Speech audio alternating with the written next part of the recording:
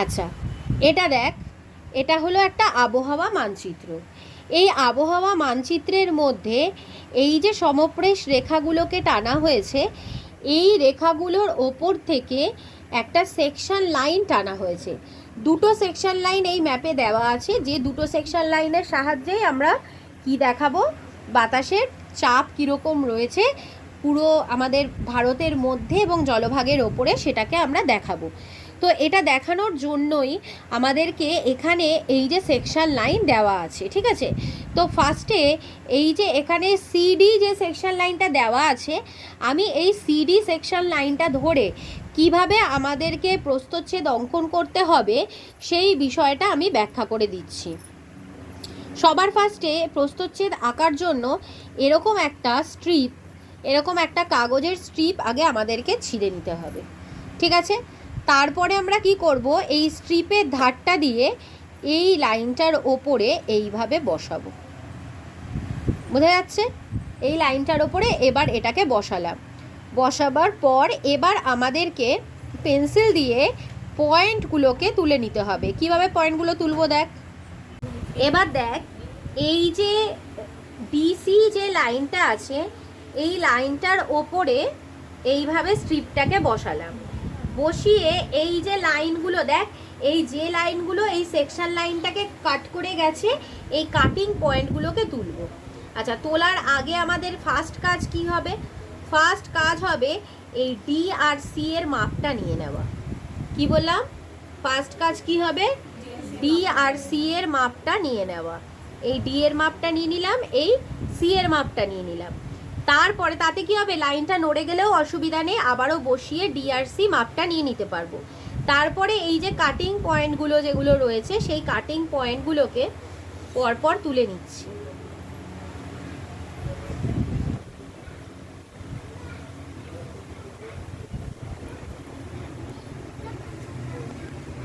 এই কাটিং পয়েন্টগুলোকে তুলে নিলাম, ঠিক আছে।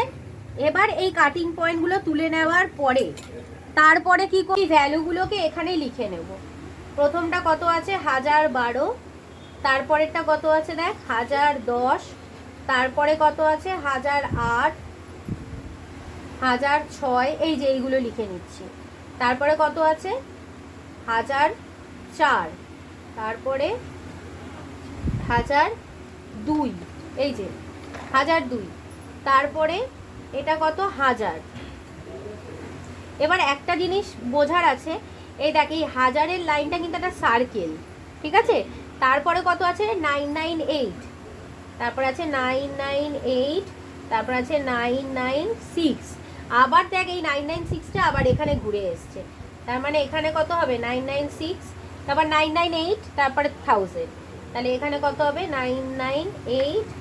এই জায়গাটাতে আবার কত হবে, 1000। তারপরে 1000-এর পর কত আছে, এই জায়গাটা কত, এটা কত, 1002, ঠিক আছে। এইভাবে তুলে নিলাম। আচ্ছা, এবার দেখ, একটা ফার্স্টে নিজেরা একটা লাইন টেনে রাখবি, ঠিক আছে। লাইনটা টেনে নেওয়ার পর সেই লাইনের ওপরে এই স্ট্রিপটাকে বসাবি। বসিয়ে এ আর সি যে মাপটা আছে, সেই মাপটাকে আগে তুলে নিবি। তুলে নেওয়ার পর এই যে পয়েন্টগুলো আমরা পেলাম, এই পয়েন্টগুলোকেও এখানে তুলে নিতে হবে। এই পয়েন্টগুলোকে এখানে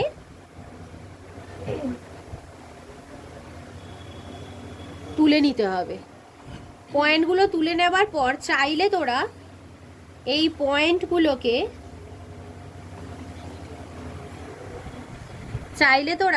পয়েন্টগুলোর নিচে নিচে এই মানগুলোকে লিখে নিতে পারিস।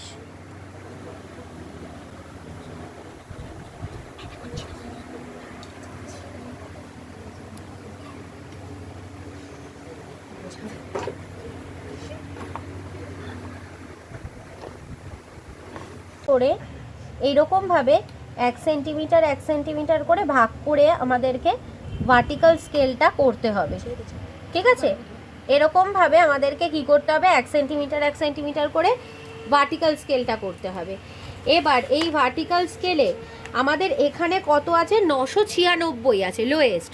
তা এবার দেখ, যখন এই ভার্টিক্যাল স্কেলটা আমি করলাম, সেই সময়তে কত থেকে লিখেছি দেখ, 990, 95,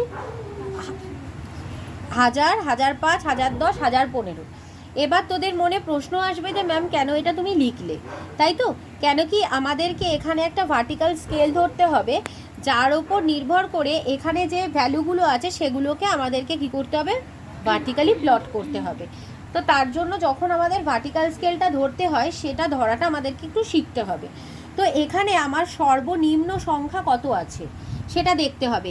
এখানে সর্বনিম্ন সংখ্যা আছে 996, ঠিক আছে? তাহলে 996 যখন আছে তাহলে তার একটা নিয়ারেস্ট রাউন্ড ফিগার হতে পারে কত, 990। তাহলে সেই জন্য আমি এখানে কি করলাম, 990 থেকে স্টার্ট করলাম আর 5 করে গ্যাপ দিলাম। কেন 5 করে গ্যাপ দিলাম? যদি 2 করে গ্যাপ দিতাম তাহলে কি হতো, 2 করে যদি গ্যাপ দিতাম তাহলে 1012 অবধি যেতে গেলে এই স্কেলটা অনেক বড় হয়ে যেত। মোটামুটি এটাকে আমরা 5 সেন্টিমিটার, 4-5 সেন্টিমিটারের মধ্যেই রাখার চেষ্টা করি। তাহলে 1090 থেকে যখন আমি স্টার্ট করছি আমার আপ টু কত অবধি যেতে হবে, 1012 অবধি যেতেই হবে, তাই তো? তাহলে আমার কাছে একটা ইজিয়েস্ট অপশান হতে পারতো যে 994, 996, 998, তাই তো? 1000, 1002, 1004 যদি এরমভাবে নিতাম তাহলে এখানের ভ্যালুগুলোই পেয়ে যেতাম, ওইভাবেই পয়েন্ট করে দিতে পারতাম। কিন্তু সেটা করতে পারলাম না, কেন?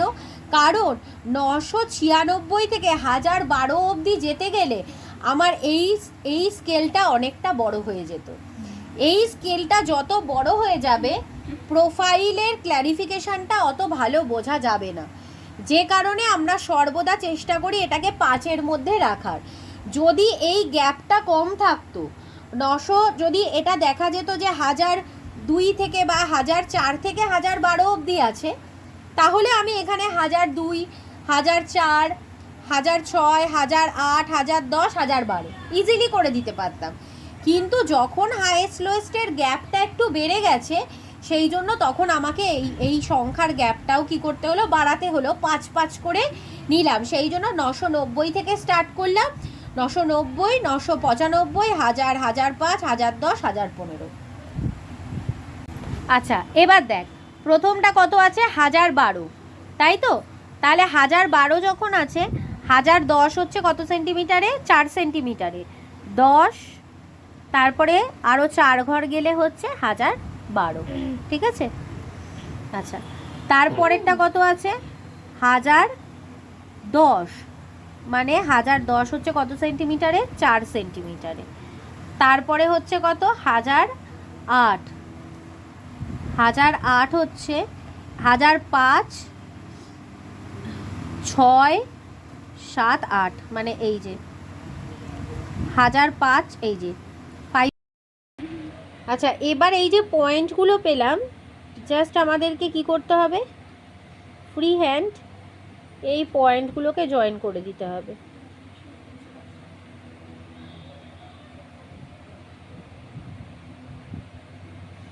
এই অবধি এসে এইটা এই যে ডি থেকে আবার তুলে দিয়েছিলাম, দিয়ে এখান থেকে আবারও এইভাবে এটাকে জয়েন করে দেবো, ঠিক আছে?